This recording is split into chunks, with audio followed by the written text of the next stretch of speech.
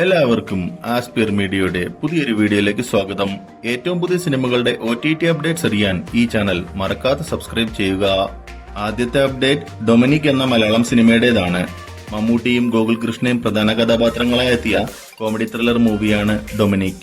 തിയേറ്ററുകളിൽ നിന്നും ആവറേജ് വിജയം നേടിയെടുത്ത ഈയൊരു ചിത്രം മാർച്ച് 7 ആമസോൺ പ്രൈം വഴി OTT റിലീസ് ചെയ്യുന്നതാണ്.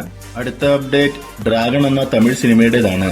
പ്രദീപ് രംഗനാഥൻ നായകനായി എത്തിയ കോമഡി ഡ്രാമ റൊമാന്റിക് മൂവിയാണ് ഡ്രാഗൺ.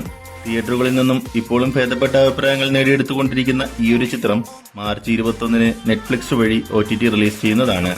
അടുത്ത അപ്ഡേറ്റ് പ്രാവിൻകൂടി ഷാപ്പ് എന്ന മലയാളം സിനിമയുടേതാണ്. സോബിൻ സാഹിറും ബേസിൽ ജോസഫും പ്രധാന കഥാപാത്രങ്ങളായി എത്തിയ ക്രൈം ത്രില്ലർ മൂവിയാണ് പ്രാവിൻകൂടി ഷാപ്പ്. തിയേറ്ററുകളിൽ ഫ്ലോപ്പായി മാറിയ ഈയൊരു ചിത്രം ഏപ്രിൽ 17 സോണി ലിവിലൂടെ OTT റിലീസ് ചെയ്യുന്നതാണ്. അടുത്ത അപ്ഡേറ്റ് കുടുംബസ്ഥൻ എന്ന തമിഴ് സിനിമയെക്കുറിച്ചാണ്. മണികണ്ഠൻ പ്രധാന കഥാപാത്രമായി എത്തിയ കോമഡി ത്രില്ലർ മൂവിയാണ് കുടുംബസ്ഥൻ. തിയേറ്ററുകളിൽ നിന്നും ഭേദപ്പെട്ട അഭിപ്രായങ്ങൾ നേടിയെടുത്ത ഈയൊരു സിനിമ മാർച്ച് 7 C5 വഴി പാൻ ഇന്ത്യൻ ഭാഷകളിൽ OTT റിലീസ് ചെയ്യുന്നതാണ്. അടുത്ത അപ്ഡേറ്റ് ദ മലബാർ ടേൽസ് എന്ന മലയാളം സിനിമയെക്കുറിച്ചാണ്. നിരവധി പുതുമുഖ താരങ്ങൾ അണിനിരന്ന ആക്ഷൻ കോമഡി ത്രില്ലർ മൂവിയാണ് ദ മലബാർ ടേൽസ്. ബോക്സ് ഓഫീസിൽ ഫ്ലോപ്പായി മാറിയ ഈയൊരു ചിത്രം മാർച്ച് 8 മനോരമ മാക്സിലൂടെ OTT റിലീസ് ചെയ്യുന്നതാണ്. അവസാനത്തെ അപ്ഡേറ്റ് എന്ന് സ്വന്തം പുണ്യാളൻ എന്ന മലയാളം സിനിമയെക്കുറിച്ചാണ്.